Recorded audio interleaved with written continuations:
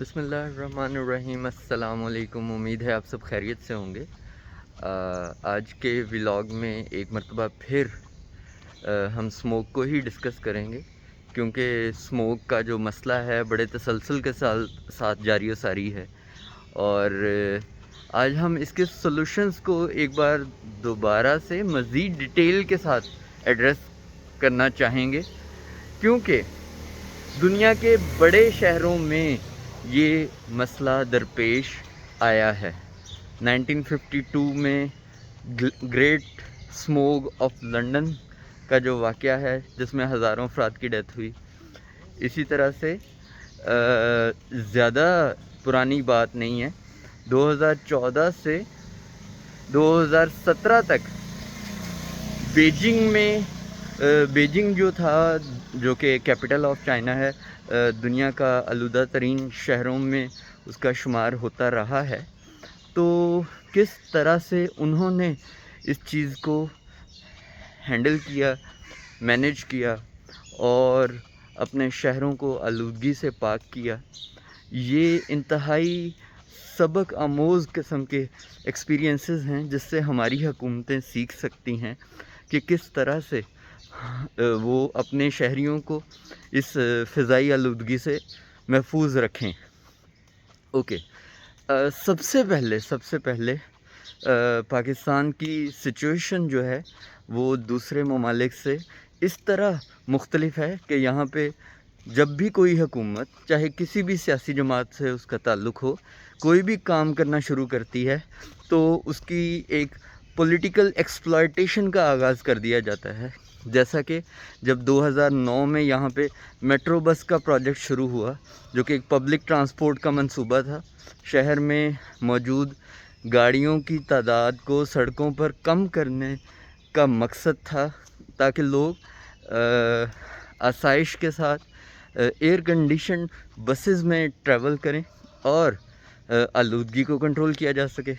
تو اس منصوبے کو ایکسپلائٹیشن کا نشانہ بنایا گیا، جنگلہ بس بول کے۔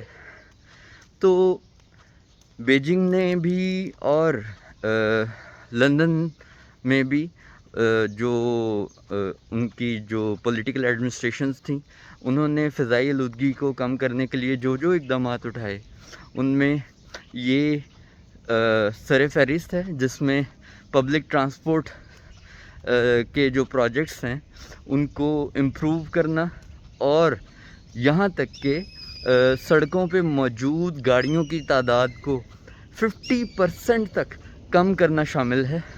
اس طرح کی چیزیں انہوں نے اپنے شہروں میں انٹروڈیوس کروائیں۔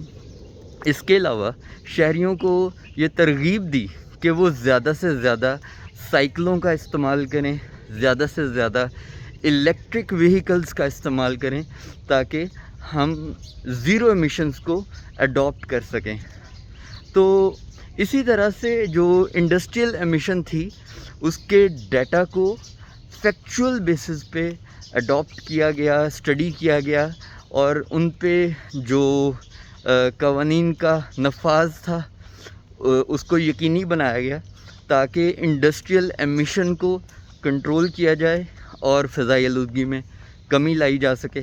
تو 2014 سے 2017 تک بیجنگ میں موجود جو چینی حکومت تھی، انہوں نے اس حد تک جو فضائی آلودگی کو کم کرنے کے سٹیپس اٹھائے کہ انہوں نے مور دین 35% اس میں کمی کی، لیکن آج بھی وہاں پہ فضائی آلودگی موجود ہے۔ اسی طرح سے لندن میں جب انہوں نے یہ سوچا کہ ہم نے فضائی آلودگی کو کنٹرول کرنا ہے، یہ صرف 1952 کے سموگ والا واقعہ ہی نہیں، بلکہ اس کے بعد بھی 1980s میں وہاں پہ جو ہے گاڑیوں کی خرید و فروخت میں اضافہ ہونا شروع ہوا، تو بھی گورنمنٹ نے ایسی پالیسیز کو انٹروڈیوس کروایا جس کے تحت جو زیادہ دھواں چھوڑنے والی گاڑیاں تھیں ان کو بھاری فائن کیے گئے، اور ان کو سڑکوں پر لانے سے منع کیا گیا.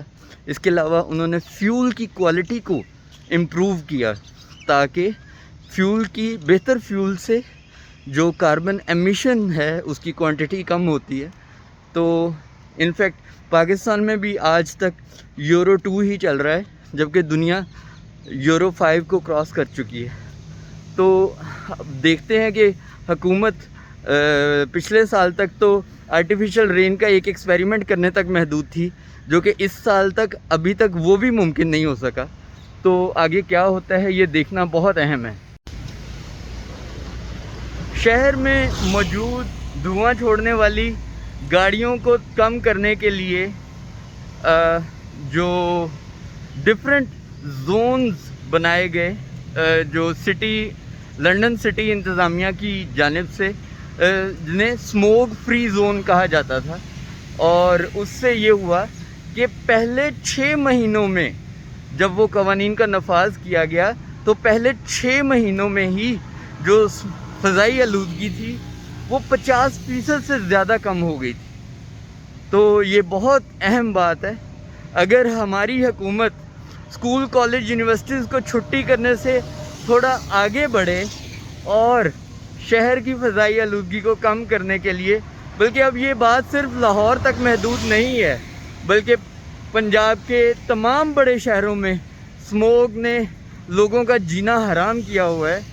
میں اس ٹائم خود بذات خود ایک نہیں بلکہ 2 ماسک لگا کے چل رہا ہوں کیونکہ ایک ماسک لگانے سے بھی گلے میں خراش کا احساس موجود تھا. تو مجھے لگا کہ شاید ایک ماسک کافی نہیں ہے کہ میں اپنے آپ کو اسموگ سے بچا سکوں. تو اس لیے مجھے دوسرا سیکنڈ ماسک بھی لگانا پڑا.